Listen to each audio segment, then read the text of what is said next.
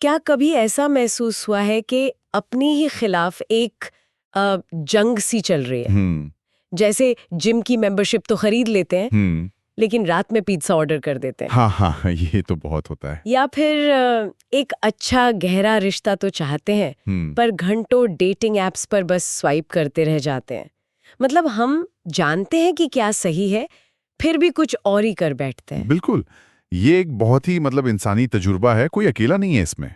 तो आज हम इसी पर थोड़ी गहराई से बात करने वाले हैं। हमारे पास the hardware and software of human nature किताब की कुछ अंश है। हाँ, बहुत ही दिलचस्प नजरिया है उसमें। बिल्कुल, वो इस अंदरूनी खींचतान को समझने का एक बिल्कुल नया तरीका बताती है। किताब के मुताबिक हमारे अंदर एक चेतन मन है जो एक बहुत पुरानी जटिल जैविक मशीन में रह रहा है। और मजे की बात यह है कि इस मशीन के सबसे बुनियादी बटन हमारे कंट्रोल में हैं ही नहीं। हाँ, किताब का जो मुख्य आइडिया है वो हमें खुद को एक कंप्यूटर की तरह देखने को कहता है।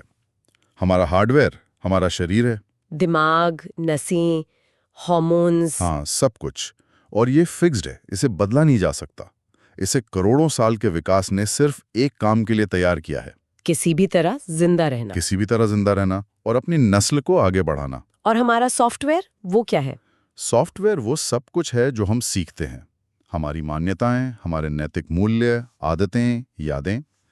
ये वो प्रोग्राम हैं जो हमारे परिवार, समाज और अनुभवों ने हमारे दिमाग में जीवन भर इंस्टॉल किए हैं। अच्छा। और सारा ड्रामा तब शुरू होता है जब ये नया नवेला सॉफ्टवेयर उस प्राचीन हार्डवेयर पर चलने की कोशिश करता है। तो आज हम इसी की तह तक जाएंगे।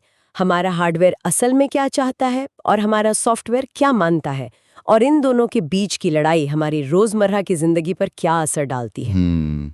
चलिए, सबसे पहले इस हार्डवेयर के ऑपरेटिंग सिस्टम को समझते हैं। ठीक है। तो इस हार्डवेयर के दो मुख्य काम क्या हैं? किताब में कहा गया है कि पहला और सबसे जरूरी काम है व्यक्तिगत अस्तित्व, मतलब इंडिविजुअल सर्वाइवर। हाँ, इसे वो मस्ट हैव कहते हैं। Must have, right. मतलब ये तो होना ही चाहिए, इसके बिना तो गाड़ी आगे बढ़ेगी ही नहीं। बिल्कुल, क्योंकि आप कुछ भी करें, प्यार करें, कुछ नया बनाएं या ब्रह्मांड के रहस्य सुलझाएं, उससे पहले उस मशीन का चालू रहना जरूरी है। सही बात है। और इस काम के लिए जो मुख्य सिग्नल हार्डवेयर भेजता है वो है भूख। अरे वाह! तो आप ये कह रही हैं कि भूख का एहसास कोई मामूली इच्छा नहीं है, जैसे मुझे कोई नई घड़ी चाहिए। ये तो मैंने तो इसे कभी इस तरह से सोचा ही नहीं था। नहीं, ये उससे कहीं ज्यादा गहरा और बुनियादी है। लेखक इसे एक हार्डवेयर डैमेज रिपोर्ट कहता है। Hardware damage report? हाँ, ये कोई गुजारिश नहीं है, ये एक खतरे का अलार्म है। ये शरीर की तरफ से दिमाग को भेजा गया एक एरर मैसेज है कि एनर्जी लेवल बहुत नीचे जा रहा है, सिस्टम क्रैश होने का खतरा है। तो इसका मतलब ये हुआ कि जब हम कहते हैं कि भूख के मारे दिमाग काम नहीं कर रहा, तो वो सिर्फ कहने की बात नहीं है, वो सच में हो रहा होता है। वो सच में हो रहा होता है। जब भुखमरी का सिग्नल अपने चरम पर होता है तो वो दिमाग के बाकी हिस्सों को, यानी आपके सॉफ्टवेयर को ओवरराइड कर देता है। अच्छा। आपकी तर्क करने की क्षमता, आपके नैतिक मूल्य सब पीछे छूट जाते हैं। हार्डवेयर कहता है अभी जिंदा रहना सबसे जरूरी है, बाकी सब बाद में। इसीलिए ये सिग्नल इतना शक्तिशाली है। हाँ, इस पर कोई समझौता नहीं हो सकता। ये एक इमरजेंसी है। तो फिर ये समझ आता है कि क्यों सख्त डाइट प्लान अक्सर फेल हो जाते हैं। हम अपनी इच्छा शक्ति यानी अपने सॉफ्टवेयर से, अपने शरीर के सबसे पुराने और सबसे शक्तिशाली अलार्म सिस्टम से लड़ रहे होते हैं। ये तो एक तरफा लड़ाई लगती है। यही तो बात है। हम इसे अपनी कमजोरी मान लेते हैं, लेकिन यह हार्डवेयर का फीचर है, कोई बग नहीं। मशीन खुद को बचाने के लिए डिजाइन की गई है। ठीक है, तो शरीर को जिंदा रखने का मामला तो सीधा है, भूख, जो कि एक इमरजेंसी अलर्ट है। लेकिन दूसरी ड्राइव, हाँ, जो शायद इंसानी कहानियों और कला का सबसे बड़ा विषय रही है, वो इतनी सीधी नहीं है ना? बिल्कुल नहीं। एक बार जब व्यक्तिगत अस्तित्व, मतलब जब पेट भरा हो और जान का खतरा ना हो, हाँ, तब हार्डवेयर अपने दूसरे काम पर ध्यान लगाता है, प्रजाति का अस्तित्व, स्पीशीज सर्वाइवल। और इसे किताब शुड हैव कहती है। शुड हैव, हाँ, मतलब ये जरूरी है लेकिन तुरंत जान का खतरा नहीं है। और इसका मुख्य सिग्नल है लिबिडो, यानी यौन इच्छा। और यहीं पर हम अक्सर धोखा खा जाते हैं, क्योंकि हम भाषा में इसे भी भूख ही कहते हैं, सेक्स की भूख। हाँ, ये बहुत बड़ा कंफ्यूजन है। लेकिन आप कह रहे हैं कि हार्डवेयर के लिए ये दोनों सिग्नल बिल्कुल अलग है। जमीन आसमान का फर्क है। यौन इच्छा का सिग्नल कोई हार्डवेयर डैमेज रिपोर्ट नहीं है। अच्छा। वो एक प्रेरक ड्राइव है, एक मोटिवेशनल ड्राइव। ये सिस्टम फेलियर की चेतावनी नहीं है, बल्कि आगे बढ़ो का एक मजबूत सुझाव है। तो कोई भी सेक्स न करने से मर नहीं जाएगा? एग्जैक्टली क्योंकि ये जीवन और मृत्यु का मामला नहीं है, इसलिए सिग्नल भूख के सिग्नल जितना शक्तिशाली कभी नहीं हो सकता। ये तीव्र हो सकता है, ध्यान भटका सकता है, पर ये आपको बाकी सब कुछ भूलने पर मजबूर नहीं कर सकता, जैसे भुखमरी कर सकती है। ये एक बहुत बड़ा फर्क है। तो फिर सवाल ये उठता है कि ये सेक्स वाला हार्डवेयर असल में चाहता क्या है? हम मान लेते हैं कि इसका कोड बहुत सरल है, सेक्स करो। हाँ, ये एक आम धारणा है। लेकिन किताब कहती है कि इंसानों जैसे जटिल सामाजिक प्राणी के लिए ये कोड इतना कच्चा नहीं है। और यहीं पर बात बहुत दिलचस्प हो जाती है, क्योंकि ये हमारी कई आम धारणाओं को चुनौती देता है। क्या हार्डवेयर सिर्फ एक क्रिया, मतलब एक एक्ट चाहता है? किताब के लेखक का तर्क है, नहीं। अगर ऐसा होता तो बिना किसी भावनात्मक जुड़ाव के की गई यौन क्रिया हमें अक्सर खालीपन का एहसास क्यों कराती है? सही बात है। हार्डवेयर को शारीरिक राहत तो मिल जाती है, लेकिन उसकी जो असली जरूरत है वो पूरी नहीं होती। तो क्या ये एक बच्चा चाहता है? ये तो विकास का अंतिम लक्ष्य है, पर मुझे नहीं लगता कि हार्डवेयर इतना आगे का सोचता है। वो तो तत्काल में काम करता है। बिल्कुल सही।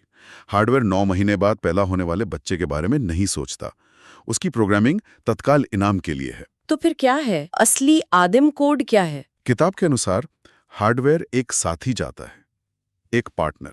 एक मिनट, तो पूरा कमांड सिर्फ सेक्स करो नहीं है, बल्कि एक साथी ढूंढो और उससे जुड़ो। ये तो पूरा नजरिया ही बदल देता है। हाँ, लेखक का तर्क है कि मानव हार्डवेयर को एक क्रिया के लिए नहीं, बल्कि बंधन और जुड़ाव, मतलब बॉन्डिंग एंड कनेक्शन के लिए प्रोग्राम किया गया है। अच्छा। असल में पूरा कमांड कुछ ऐसा है: एक साथी ढूंढो, एक बंधन बनाओ, जुड़ो और फिर सेक्स करो, ताकि वो बंधन और मजबूत हो और प्रजनन की संभावना बढ़े। बिल्कुल।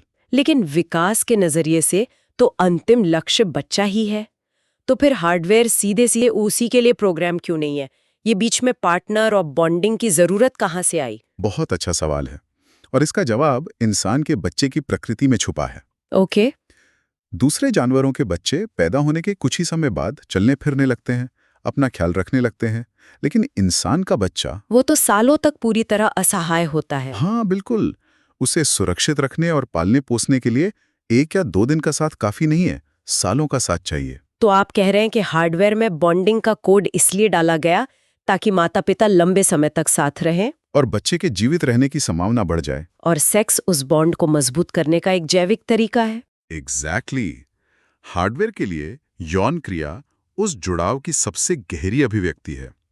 ये दूसरे इंसान से जुड़ने की मेहनत का इनाम है। हम सिर्फ प्रजनन करने की कोशिश नहीं कर रहे हैं, हमारा हार्डवेयर जुड़ने की कोशिश कर रहा है। हम एक सामाजिक मशीन है। हम एक सामाजिक मशीन है। इसका मतलब ये हुआ कि जो अकेलापन, जो लोनलीनेस आज की दुनिया में इतनी आम है, वो शायद हमारे हार्डवेयर का एक सिग्नल है कि उसकी एक बुनियादी जरूरत, कनेक्शन, पूरी नहीं हो रही है। हाँ, हो सकता है। ये सिर्फ एक भावनात्मक एहसास नहीं, बल्कि एक बायोलॉजिकल सिग्नल है। बिल्कुल, ये हार्डवेयर की तरफ से एक तरह की लो बैटरी वार्निंग हो सकती है कि आपका सामाजिक कनेक्शन कमजोर पड़ रहा है। तो यहीं पर सारा ड्रामा शुरू होता है। एक तरफ हमारा प्राचीन हार्डवेयर है जो एक गहरे, मजबूत बंधन और जुड़ाव के लिए बना है, और दूसरी तरफ हमारा आधुनिक सॉफ्टवेयर, हमारी एप्स, हमारी संस्कृति, हमारे विचार, जो अक्सर इसके बिल्कुल विपरीत दिशा में जाते हैं। यही आज के समय का सबसे बड़ा टकराव है। हमारा सॉफ्टवेयर, यानी हमारी आधुनिक संस्कृति और टेक्नोलॉजी, अक्सर चीजों को तेज और आसान बनाने पर जोर देती है। हाँ। डेटिंग ऐप्स का उदाहरण लें। उनका डिजाइन अक्सर हमें ज्यादा से ज्यादा विकल्प दिखाने, जल्दी से फैसले लेने और शारीरिक आकर्षण पर ध्यान केंद्रित करने के लिए बना है। वो क्रिया को बंधन से पहले रख देते हैं। और हमारा हार्डवेयर इसके लिए बना ही नहीं है। उसे वो गहरा कनेक्शन चाहिए, लेकिन सॉफ्टवेयर उसे एक अलग ही गेम खेलने को कह रहा है। सही बात है। और नतीजा भ्रम, खालीपन और निराशा। हम सोचते हैं कि हम में कोई कमी है, जबकि असल में हमारे हार्डवेयर और सॉफ्टवेयर के बीच तालमेल ही नहीं है। बिल्कुल, हम एक ऐसा सॉफ्टवेयर चला रहे हैं जो हार्डवेयर के अनुकूल नहीं है। ये वैसा ही है जैसे आप एक पुराने कंप्यूटर पर एक बहुत भारी नया वीडियो गेम चलाने की कोशिश कर रहे हो।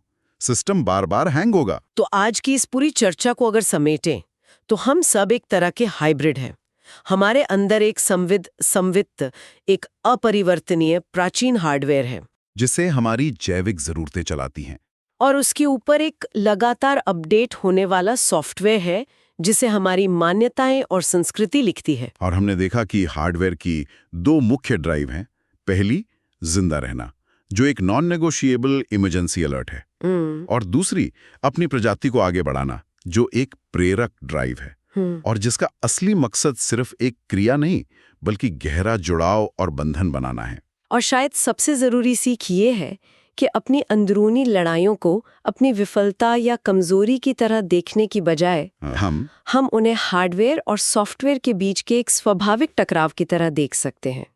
ये हमें खुद को समझने और शायद माफ करने का भी एक बेहतर नजरिया देता है। हाँ, ये ढांचा हमें दोष देने से हटाकर समझने की ओर ले जाता है, और ये हमें एक बड़ा सवाल पूछने पर भी मजबूर करता है, जिसका जिक्र किताब के अंत में भी है। क्या होता है जब ये शक्तिशाली प्राचीन हार्डवेयर, जो एक साथी और एक बंधन के लिए तरस रहा है, हमारे आधुनिक जीवन के सॉफ्टवेयर से टकराता है, हमारे नैतिक मूल्यों, हमारी शर्म और हमारी तुरंत संतुष्टि चाहने वाली संस्कृति से? और ये हमें एक बहुत ही मजबूत विचार के साथ छोड़ जाता है जिस पर आगे सोचा जा सकता है। सवाल ये नहीं है कि हम इस हार्डवेयर को कैसे ठीक करें या दबाएं, क्योंकि वो तो बदला नहीं जा सकता। शायद असली सवाल यह है, हम ऐसा सॉफ्टवेयर कैसे लिख सकते हैं जो हमारे हार्डवेयर के साथ लड़ने की बजाय उसके साथ मिलकर काम करना सीखे। एक ऐसा सिस्टम जो हमारी गहरी जैविक जरूरतों को समझे और उन्हें हमारे आधुनिक जीवन के लक्ष्यों के साथ जोड़ सके।